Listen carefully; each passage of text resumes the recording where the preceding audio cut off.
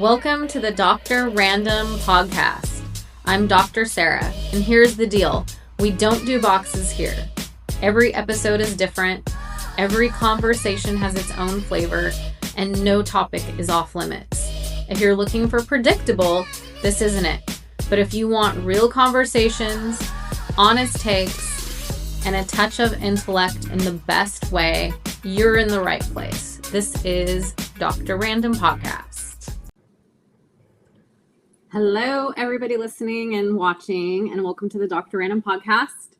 And I'm Dr. Sarah, and I am here today with a guest, and I'm really excited about our topic. And it's basically revolved around marriage and saving marriages, and just he has an amazing amount of insight and wisdom on this topic. And so I'm proud to introduce Dr. Lee Baucom.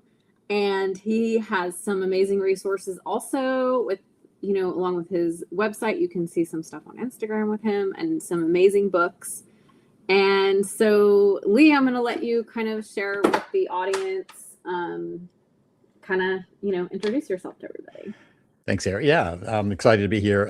So my background was I was trained as a therapist, and at the end of my Ph.D., I was writing my dissertation, wrapping it up, and I read an article about coaching. And it was early 90s, mid 90s, and so there wasn't a coach on every corner at that point. Mm-hmm. And I turned to my wife and I said, "This is how I do things." Now we're in a small house. I'm writing the final stage of a PhD that she has walked with me through. And I went, "This is how I do these things." And she said, "What are you going to do?"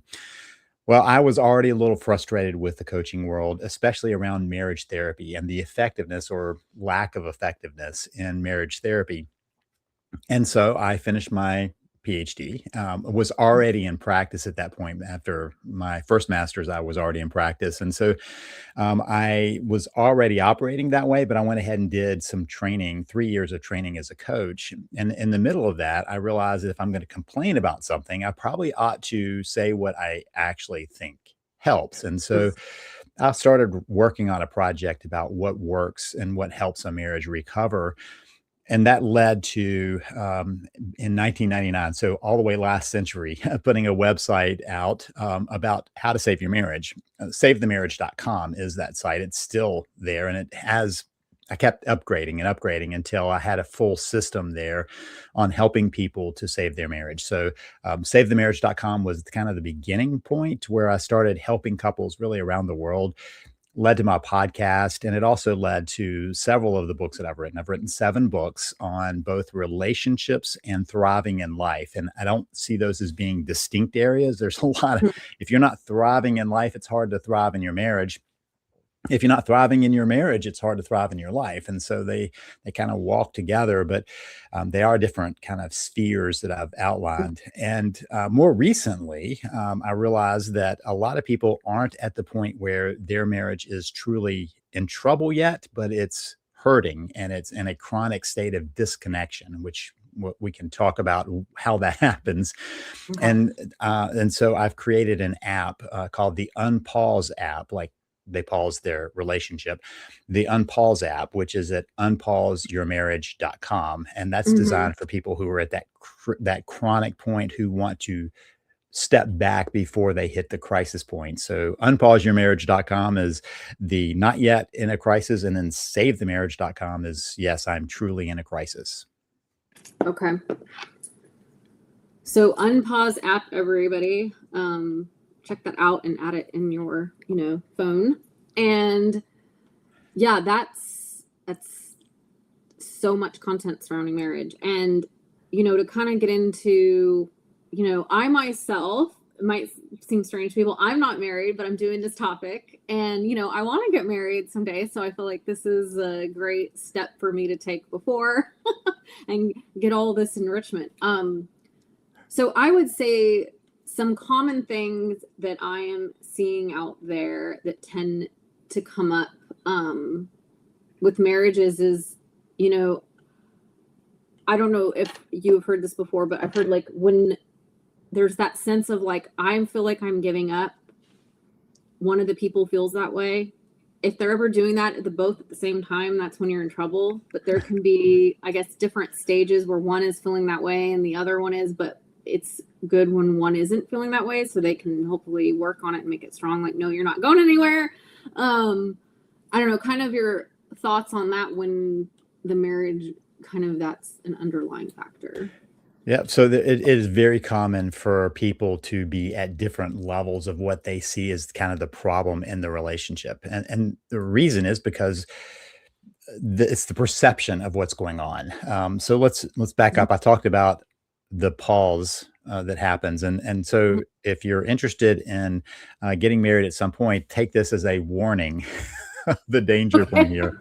All right. So, because it's very subtle when it happens for people and how they get into trouble. And this is why there can be some variance in where we are in the relationship.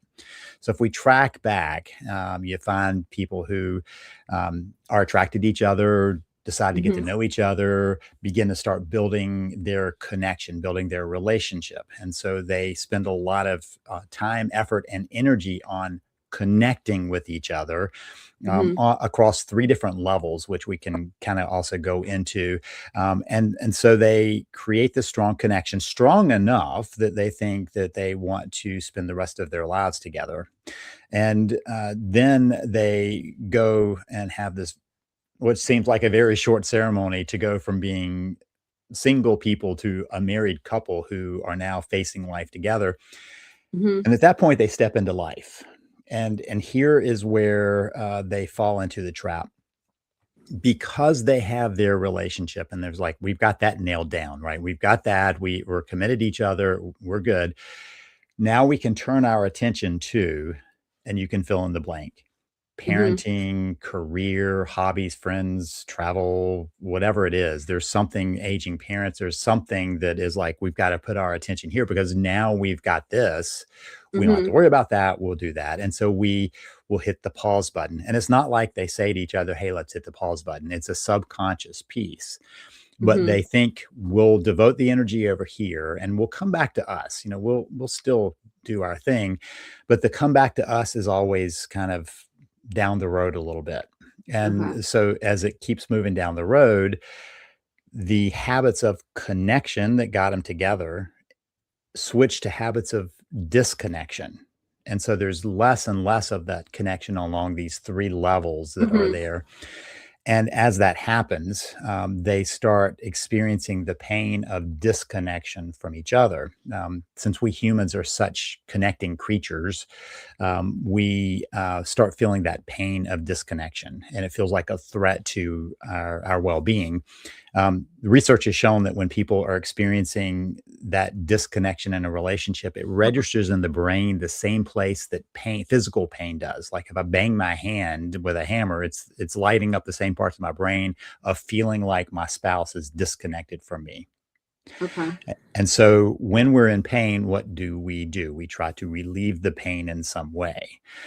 Sometimes it's relieve the pain by pulling the person in. That rarely works at that point. Sometimes it's by walking away and trying to find something else that will soothe the pain. And so that ends up being lots of the problems we see in relationships. So if we track back when I was in the office, people would come into my office and tell me what the problem was. And almost always they were naming a symptom of the problem. And so we see, for instance, people saying we have a communication problem. It's rarely a communication problem. Or we have we're fighting about money, or we just feel like we're ships passing in the night. Those are all symptoms of the underlying issue, which, by the way, includes infidelity. Infidelity is a way people try to find connection somewhere. It's just not the way that would be helpful for the relationship. It ends up being destructive. So the underlying issue is truly disconnection. And since most people miss that fact, they don't start moving towards connection. That's thus the Unpause app. Okay. Love that. And just, everything you just went into, it's like looking at that timeline of how that can happen. It seems like it's kind of sneaky, almost like it kind of can sneak up on you. It is very sneaky, and it's not a choice that people know they're making. They just simply think, "We've put all of this energy into this, so Hmm. we've got it." I'll tell you a quick story. I was in practice in my office, before I went completely virtual, in my community, if you were gonna get married in 7 of the larger, places of faith that were around that office, you had to come see me for 3 sessions. So I saw a lot of couples on a regular basis. And I would always ask this question. Well, so just a little confession. My job was to pick a fight, to help them see that they didn't have it all Uh-huh. together yet. That was Okay. so, I was trying to Hmm. kind of get under their skin a little bit. And so I would ask them, if I walk down the road and I run into somebody and say, "Hey, what's the chances of a marriage surviving?" Most people would say 50-50. It's a little bit better than that, but just a little bit better than that. So it's Hmm. basically that. Hmm. And so I would ask them, given the statistics, why do you think you've already beat the odds? I mean, if you're headed down the aisle, you already have some confidence that you're beating the odds. Why do you have that? And they would always say, because we have the real love. And Hmm. that's not what does it. The other people have the real love too. The love doesn't carry the game Hmm. because the love is based in connection. It's based in how we protect the relationship. It's based on how we take action. And so if you hit the pause button because you think you have it down, you're eating away at that connection and eventually it begins to falter. Okay. Yeah, it's almost like I was thinking, yeah, just saying, "Oh, it's the love, but not enough." I almost think of is that Princess Bride where there's like not enough. But anyways, one of the books I've mentioned it before, but Gary Chapman wrote a book called Everything I Wish I Knew Before I Got Married. And along with your books, I think that all the books you've written, I encourage everybody who's married or wants to get married, read his books. They're just so good. Um, and another thing with marriage that I'm finding, like little things that you would say are, like you said, fighting, for instance, like how you argue, how you grew up in the home, how you handle conflict, I think can be huge too, like a make or break. Like for instance, I remember reading something with like how you apologize, how you say you're sorry, things like that, or little things that can come up like, well, I grew up doing the household this way in the morning and I grew up this way. Like, you think my family, we woke up in the morning and my mom made breakfast for us every morning. Or if she didn't make pancakes, she like put out cereal, Mm, it was like mhm. always some kind of breakfast for us. Where maybe somebody else grew up where it's like you're eating something running out the door. And so maybe there's an expectation with each person, which sounds strange, but you're thinking something as simple as how you do breakfast in the morning could cause a conflict, right? I mean, just little things. But I think some of the bigger things too that I have found that are problems with marriages too, and I think this might be more in younger marriages, but I'm not sure, where it's almost like the parents interfere, or there's almost like a problem with, and I don't know if you can address this, where it's almost like the apron strings haven't been cut, or maybe there's too much interference in the relationship from others. And I think that's my biggest fear with things, just to speak to that, because I've kind of experienced that where, um, I even heard one time somebody said, well, maybe if so blah blah blah would have butted out a little bit more, maybe their marriage would have survived. Mm. Like if just these two people concentrate on themselves instead of having everybody else kind of put in their forethought and their opinion. And I just think it's so important to somehow, if you could get through to the person who you're in love with and they're in love with you, like you have the mindset of, we're not going to let anybody or anything interfere with how we feel for each other, like kind of have that really strong confidence and bond with each other. And I think in the podcast with Dr. Karen that I kind of mentioned, I said, it's almost like my relationship with Jesus. I know it's strong. People could judge me all they want from the outside, but I know in my heart, like if I had Jesus standing next to me, you know what I'm saying? Like you have that confidence and like, and so I'm kind of just wondering your thoughts on approaching the relationship within marriage like that when you feel like people are trying to intrude or interfere. Yeah, let me step back and then I'll step into that because you Okay. brought up something important. You talked about expectations, and expectations overall expectations are good ways of spoiling your life, period. Whether it's an expectation of how life is going to go or how marriage is going to go, these expectations are well, the reason they're a problem is because that's not how life goes and it's not how relationships go. They don't follow what we expect. And so then we're left with this gap between our expectation and our reality. And that gap is disappointment. So that Mm-hmm. happens in life when people have these expectations and things don't go the way they had planned, the way they had scripted. They don't know what to do because they're now in this new area, and that's all about our desire as humans to feel control. We just end up trying to control the wrong things. We're aiming at things we cannot control, and then Mm-hmm. forgetting about the things we could control. So there's the expectation piece. You're exactly right. A lot of the expectations we carry, though, are hiding within us. How Okay. I expect, for instance, breakfast to go, I don't think to bring that up. It just seems like it's the right way. Whatever I have in my head is the right way until it runs square into the face of somebody else's right way. We'll put them in both in quotes, and they are just Mm-hmm. ways. They're just different ways of doing it.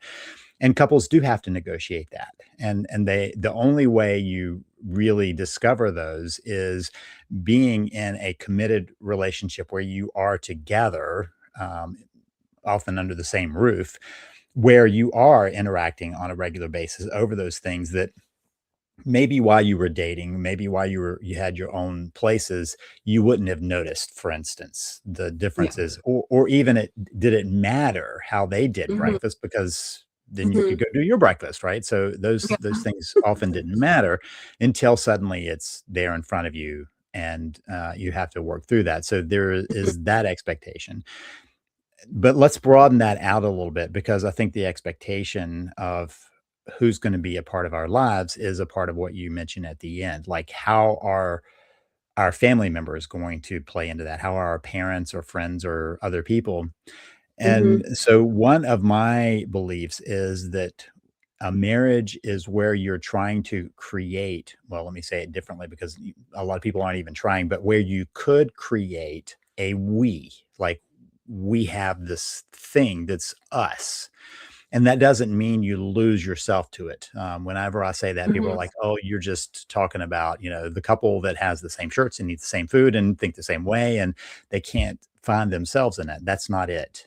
You have to bring your best self and show up at your Mm-hmm. best way, your most genuine way, in order for that to be a true we, a true strength. And so, another way to think about it is we're a team. We are in Yeah. this together.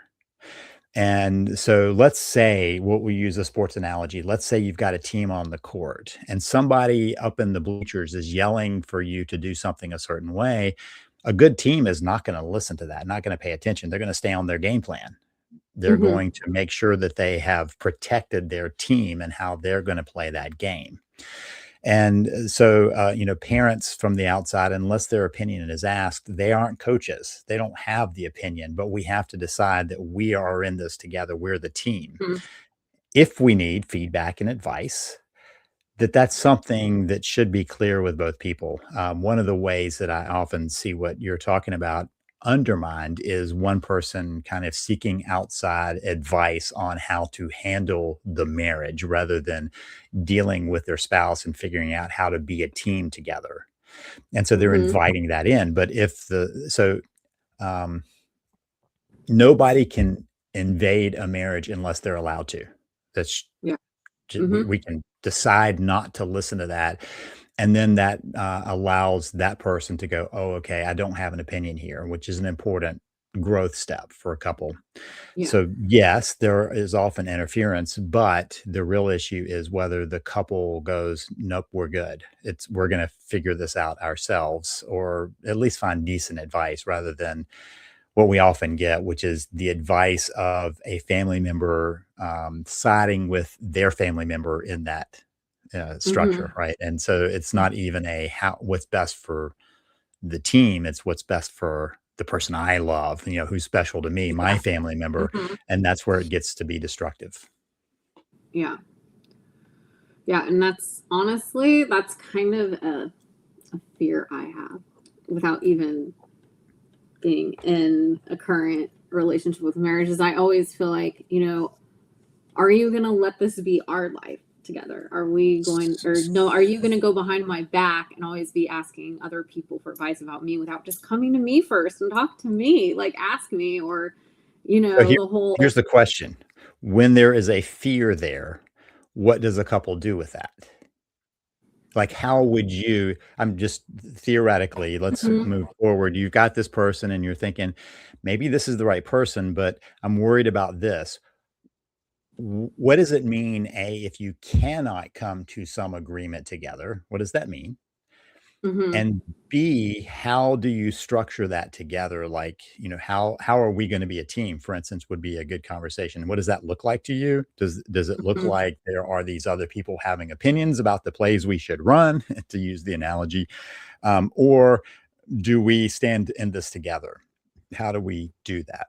Because Yeah. even people who have been very connected with their family can make a conscious choice if they know what the goal is of keeping it within the marriage, of Mhm, making a mhm. shift in loyalty, because that really is what you're talking about. I mean, in our lives, we have shifts in loyalty. When we're kids, our loyalty is often to our family, and then it begins to be to our friends and family, and then it kind of varies until we get to this person. We're like, you're my number Yeah. one loyalty, and I Mhm, adjust everybody else's. And yeah, they're going to struggle with that because I'm shifting, not them, right? I'm making that shift, and they have to adapt to that. They have to find that to be the new reality. mhm, mhm. Yeah. So I guess, would you say it's like communicating that to your partner?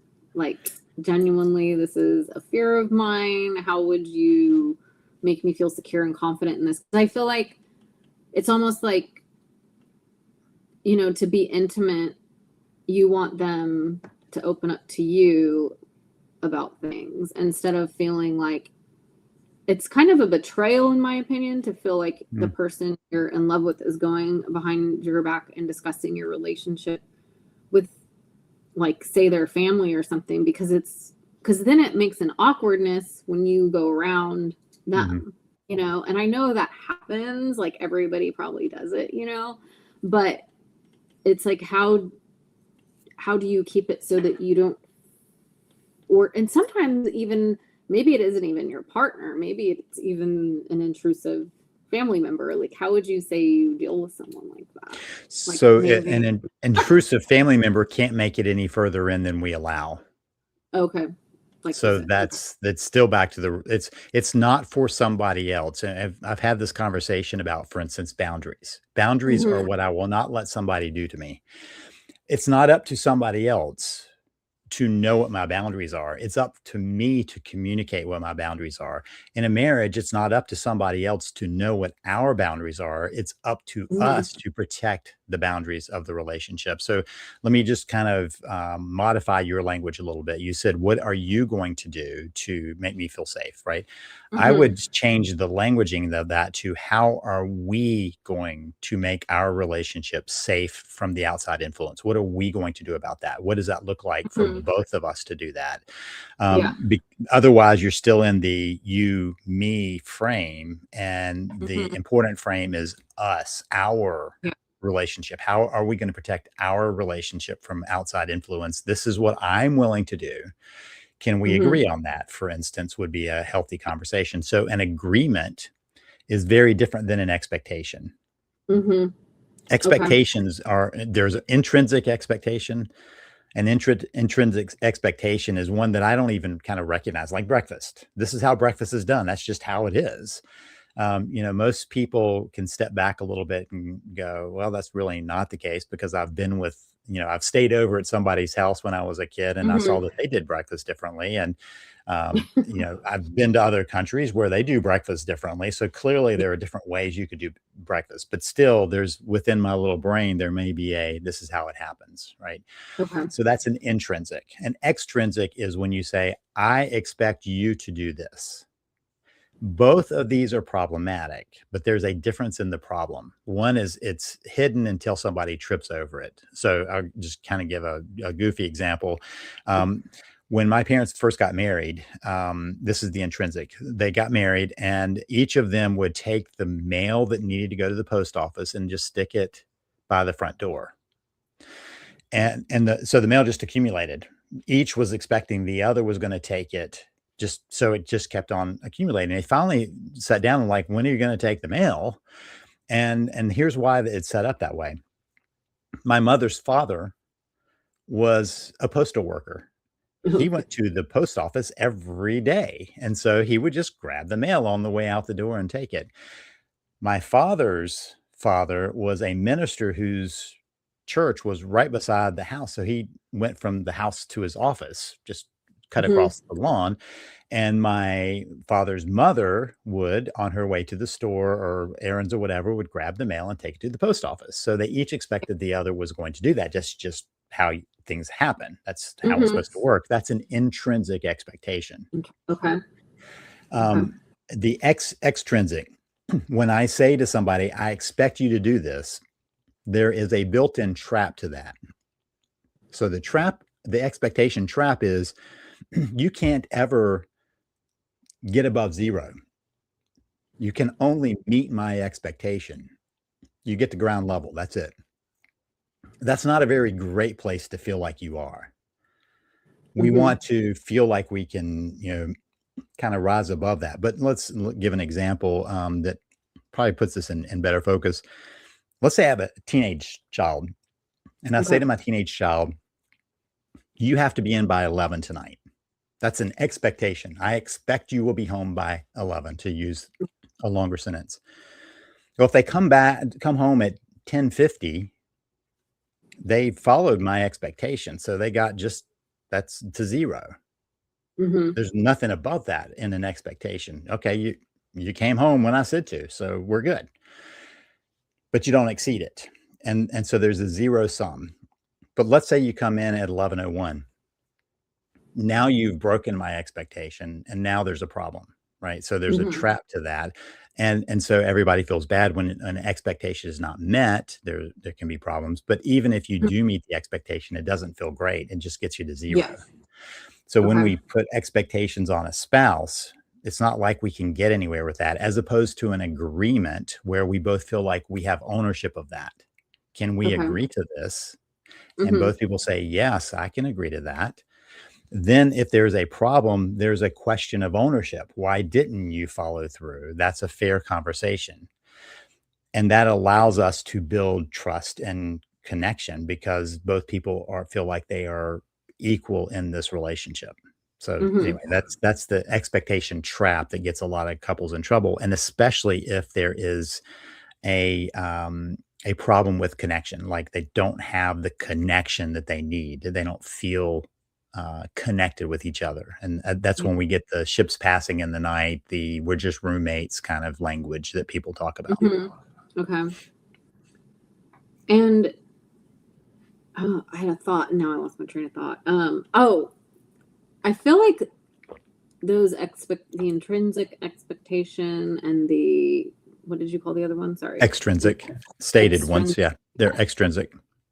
I feel like that could also play into finances, possibly, a lot. Because I think there's kind of that could circle around finances and marriage, And so that is it's a conflict point for couples, but they miss why it's a conflict point. You're correct that there are expectations around money that we all have, probably because money, of all the objects around us, money has more symbolism than almost anything else. We grew up with messages about spending and saving and the importance of money and who makes the decisions around money and all of those things. And so it's not a neutral device. It's Mhm. loaded. There's a lot of books have made their mark by saying that a spender, marries a saver and a saver marries a spender. And the fact is, if you add any two people, there's going to be a difference in how they view it. That doesn't make one a spender and the other a saver. It just means they have a different Mhm. viewpoint on what that looks like. Yeah. And so the underlying problem is that they don't see that resource as our resource. So back Okay. to that team thing, like that, this is our resource. This is our money. That's why it's so important to have that framework. Back to those couples I was seeing in my office, Mhm. I would ask them as I was picking fights, so how are you going to do your money? And Mhm. at that point, they were still in a you, me framework. Often one was making money, the other was making money. They had their own separate accounts and they'd always just done their own thing with their money. And Mhm. they hadn't needed to or had to or wanted to think of it as ours. And so I would ask the question, and they would often go into these long formulas, involved formulas on how they make it fair or split it up or whatever Mhm. else. And the fact is there is a reality to every home. There are resources coming into that home and flowing out of that home. That is just the Mhm. reality of it. It's our resource coming in and our resource going out. Any way you subdivide it is only a mental creation. It's called Okay. mental accounting. To look at the money psychology people, they call it mental accounting, where we're making divisions where there actually are not divisions. It's fictional divisions. Okay. And so a couple who can say this is our resource can then have agreements with each other on how we are going to treat our resource. What are we going to do about that? So that it can Okay. be some discussions about, what price point needs a conversation, how you're going to plan for the future, how you're going to use money to enjoy today. I mean, those are both valid. How do we use money to plan for the future and feel safe? How do we use money today to enjoy what we have right now? Mhm. That's Yeah. a conversation. And if it's our resource, that conversation is much less about what are you doing about the money and what am I doing about the money and who's fair and who's left out. Mhm. And so when I watch people, they would come in and say, we're always fighting about money. You're not fighting about money. You are fighting about money, but that's not the issue. The issue is you're not seeing it as our resource, and there's disconnection. And disconnection sours any ways of working together as a team. Because if you're siloed off, you're no longer a team. You're Mhm. operating Okay. individually. Yeah. Hmm. So I'm just like, okay, wow, finances. So Well, it's so funny. so if I brought it out, it's not just finances. Yeah, Fights it's about parenting, same issue. mhm. These are our kids. How do we want to be parents to them? Not how do you parent the way I say? That's not it. How do we support Mhm. each other as parents? What do we want for our kids? That's a we question.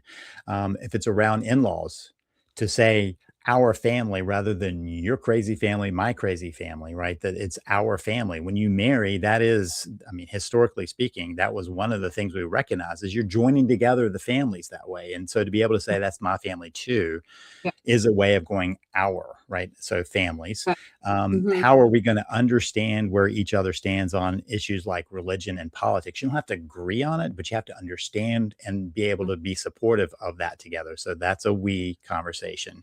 Yeah. If we around sex, that's another big conflict point. There Mhm. is no more physical representation, or could be no more physical representation of being a we than sex. And so when people are fighting about that, that's often why they're fighting. They have this disconnection and they're no longer about our being connected that way as much as what am I getting or not getting? What are you getting or not getting? And so that changes the conversation around that. So these big areas of conflicts are all Mhm. representative of that we factor. Okay. Yeah. And so the solution to a lot of this, I think, oh, if you take a half an hour in the morning, which some people might think this sounds unrealistic, but either in the morning or in the evening, and set aside time to sit together and pray together, in my opinion, and read the Bible and do a devotion. I do that daily myself. And so I think this is just me. Maybe I'm being unrealistic, but I'm like, I think it's going to be fun when I find somebody who wants to, get serious with me and get in a relationship. I'm like, I'm excited to think like, oh, I'm gonna have somebody sitting with me now and we can have our coffee and like discuss what we're reading. And I think, that to me builds a bond.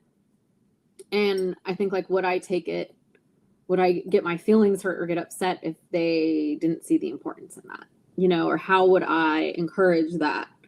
And I know that's kind of not really an actual marriage issue. That's more of a beginning stages issue, but Well, it's a conversation piece, but one of the things that's hidden in there is you have an expectation about how that's going to carry out in mhm, your marriage, and your spouse or soon whatever future spouse might mhm, need to have a conversation about whether that's the way they may have a very different way of connecting with God.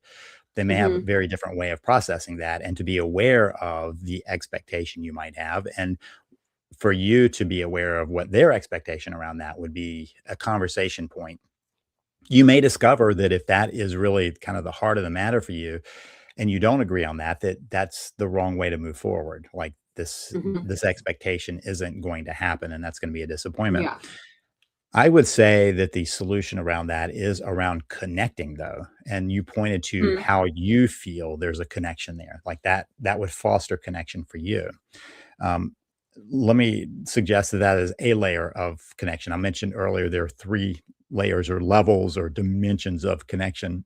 And it's not you mhm, go from one to two to three, it's that they are all there. So the first level is physical connection.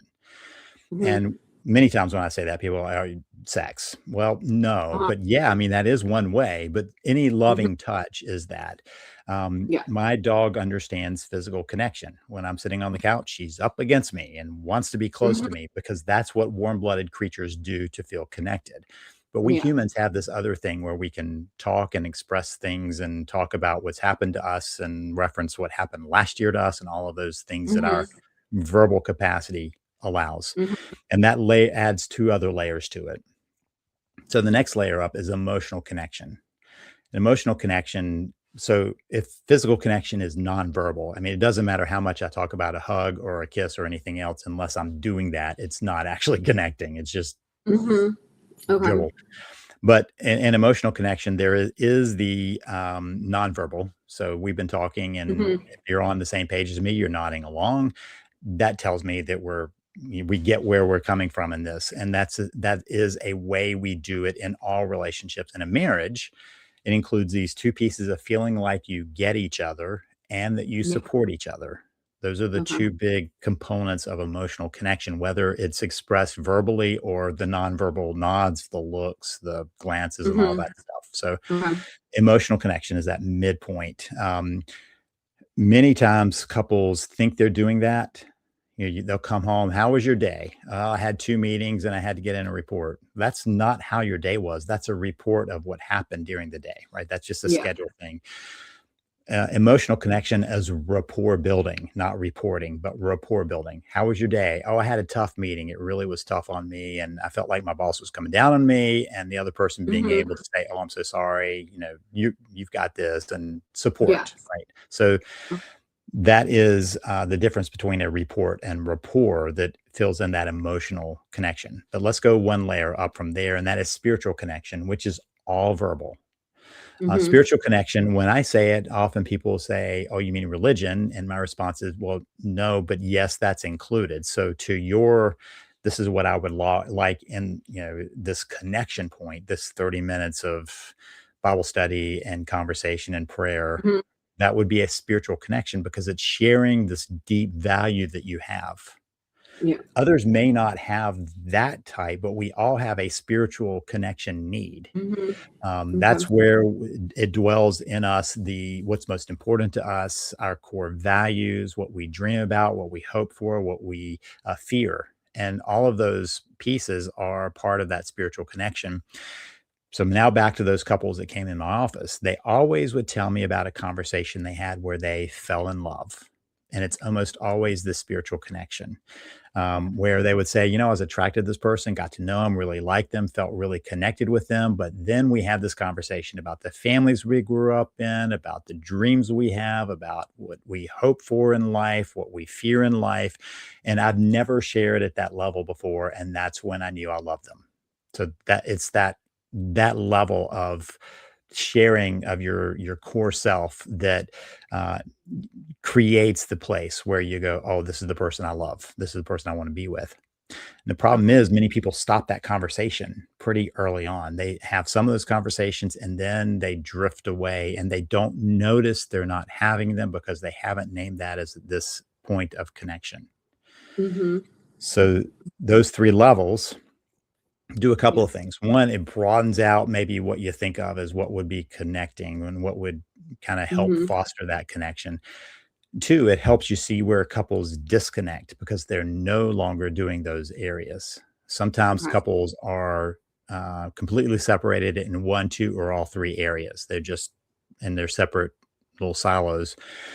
And three is it creates the targets for how to turn that around, how to reconnect. You can reconnect physically, Mm-hmm. emotionally, spiritually, and preferably all three. But then it leads to the question that people often ask of, well, tell me what exactly to do. And many people, so that we've already got three different ways and three different levels and lots of ways that might happen for people. So my response to that is to use the non-clinical suggestion of a little bit more than where you are right now. So you can't go to a lot more, right? If you haven't been talking together and sharing together and your spiritual connection is gone, to say to your partner, hey, tomorrow morning we're going to spend 30 minutes in prayer and meditation and Bible study.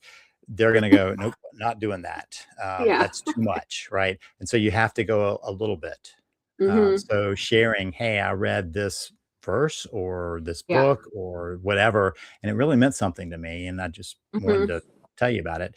Yeah. Or emotional connection. How did that meeting go? Tell me about the hard part of your day. Or physical connection, patting them on the back is a starting point if that you're completely disconnected, but just a little bit more than where you are right now. Okay. Yeah, and that's all great. And I'm making mental notes in my head for all this. And you made me think of something too, though, as you were discussing this.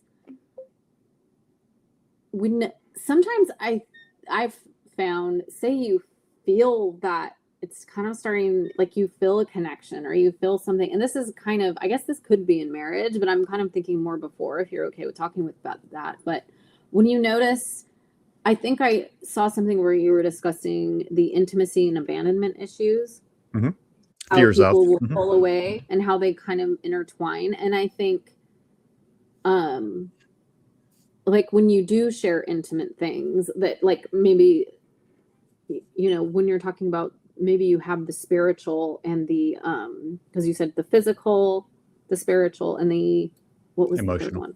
Emotional. Emotional. hmm So maybe you have the emotional and spiritual, but you haven't had, maybe, say, like the physical yet. But there's like a pulling away or a fear of intimacy or fear of abandonment that kind of comes up because they're like, whoa, like I'm really feeling this for this person, and they kind of like freak out and back away. And I feel like, that was something I kind of wanted to touch on, if you're okay with. But like, I'm seeing kind of a trend out there with stories with guys where it's like they kind of run away or they get scared when they start to really feel something for a woman, and then they kind of settle for something less when they should have gotten out of that fear and gone after that woman of their dreams or whatever. I don't know if you kind of want to touch on that, because it made me think of it with the emotional and the spiritual, how important that hmm is, and keeping that flowing throughout the marriage. And when that happens, Yeah, I'm just curious. it's true for all of us as humans. We have two core fears around relationships. One is the fear of Mhm. intimacy, and the other is the fear of abandonment. The fear of Okay. intimacy is not the fear of being intimate as much as losing myself to the relationship. those are connected. I just want to clarify that this is an overall fear of what happens to me in the midst of this relationship. Do I feel like I am losing myself? Like this person wants more and more and more and more of me. And that's, and again, I want to be clear. This is the fear of that. This is not what has to happen or should happen in a relationship. It's the fear of that happening, that I will lose myself to this relationship. So that's the fear of intimacy. When that happens, when I have a fear of intimacy, what am I going to do to rectify it? Pull back. I'm going to create some space and make sure that I'm maintaining myself. Then there's the fear of abandonment, which is I'm going to lose that which is important to me. Now, there are two ways that people respond to feeling that fear of abandonment, assuming they don't just manage it, right? And assuming they can't just sit there and hang on to it. But assuming that they have a negative reaction, it can go in one of two directions. The primary one is if I have a fear of abandonment, I will try to grasp, hold, and pull in the person that I'm afraid I'm going to lose. Like I've got to hold on to this, which, by the way, is a good way of triggering someone's fear of intimacy. They will suddenly go, oh, wait, you're trying to get more from me. I was trying to get some distance. And so when they feel pulled in, they're going to pull away. The other is some people who will say, okay, instead of you leaving me, I'm going to leave you. So a way of dealing with the fear of abandonment is I'll leave you first. And so they flee the scene instead of trying to deal with stabilizing the relationship. So both the fear of abandonment and the fear of intimacy have the potential of creating this really difficult dance between a couple. And if they are already disconnected, that ends up being harder to manage. The fear of intimacy often happens though. So let's say we have this disconnected relationship and the person goes, I don't want to lose this. So I'm going to try to hold on to this person, and that triggers their fear of intimacy. And so they end up being further away. I call that the chaser spacer dynamic. So Clementine's sleeping beside me, and if I've got her in the backyard and I need her to come to me, I can make a mistake and I can try to go get her. And she goes, oh, it's a game and I'm going to stay away from you. And the faster I chase her, the faster she'll run, as opposed to trying to invite her back to me with, say, a treat or a pet. Now that's a game. That's a fun game for her. In a relationship, it's not so much it's a game as much as it's a pattern. So somebody is chasing harder, I'm going to flee harder. And so the chaser needs to become the pacer, to find a way of moving slower and be invitational on that. That really is my approach that I use in both of my programs to help people understand that dynamic so that they manage themselves as the crisis is unfolding or as they're trying to change the chronic disconnection. Yeah. Especially, I'm just thinking maybe this is a lot of the underlying issues with, people, because I think there's the desire. People want their marriage to be good. They want to be intimate with somebody. They, as humans, we crave that closeness, and I think that especially with online and social media, and there's that disconnect of embodiment with people a lot. I almost feel like the fear of abandonment and the intimacy thing is almost more, what word am I looking for? Sorry, I'm like why am I not thinking of the word right now? It's more magnified.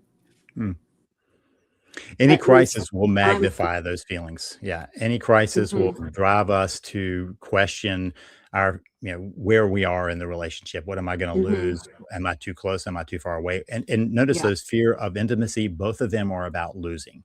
Fear of intimacy, I lose myself. Fear of abandonment, I lose you. They're both fear-based and about losing something. And then what do we do when we're fearful of losing something? We try to act against that and find something to get back in.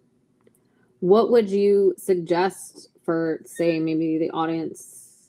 I like to think of men taking the lead. So, and maybe I'm being an unfair expectation on that, but what would you say to the men out there who seem like they're not, say, going after their dream girl, or they're having that fear when they start to feel like they're getting close and it kind of freaks them out, or, they back off. What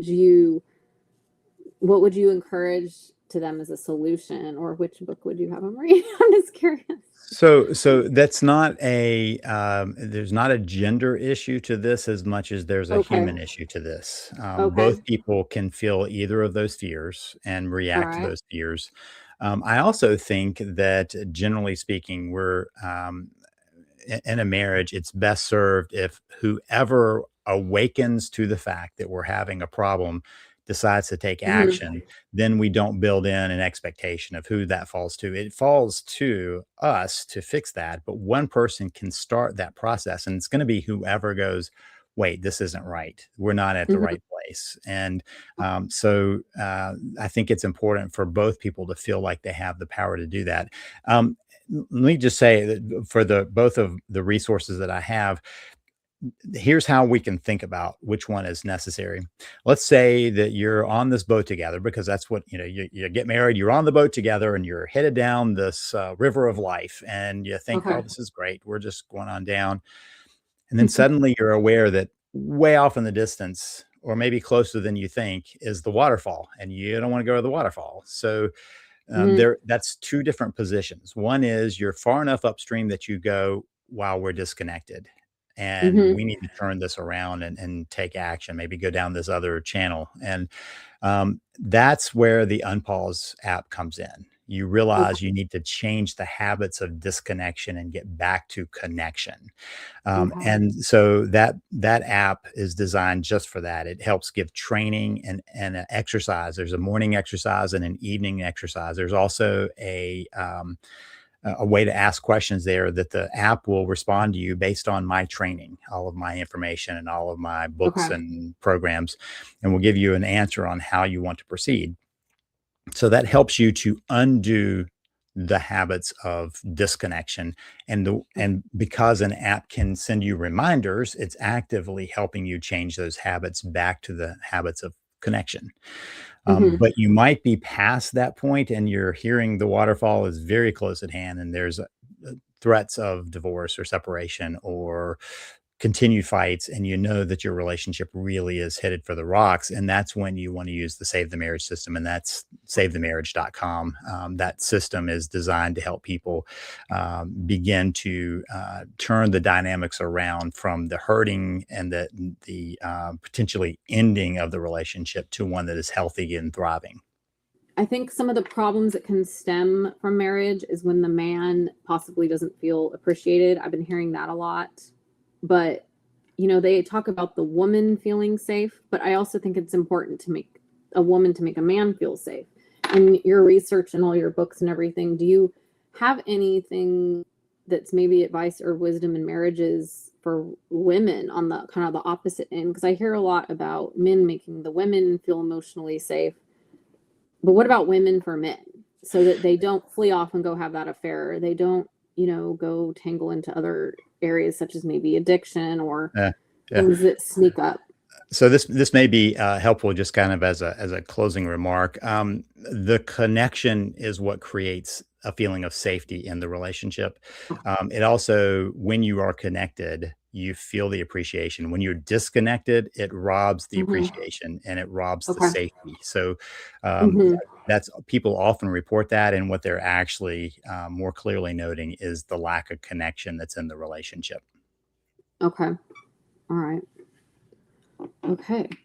And I feel like we could go on and on, Lee, on this topic, but I know, our time is pretty much up here for the Dr. Random podcast. But I just want to thank you so much for having this conversation with me. And I think you've laid out a lot of wisdom. And I'm hoping maybe you'll even want to come on again and I'd love to. we can Yeah. go into some other topics. But I just want to thank everybody for listening in. And Lee, do you kind of want to share with everybody again, just real quick, how they can reach out to you and obtain your resources? Yeah, if you're in the middle of a marriage crisis, the place to go is savethemarriage.com. If you just realize that you're in a disconnected relationship and you want to reconnect, that would be at unpauseyourmarriage.com. Okay. All right. Well, thanks everybody for listening to the Dr. Random podcast. Reach out to Dr. Lee. Bye. Baucom. And I'm Dr. Sarah, and as always, we'll say ciao.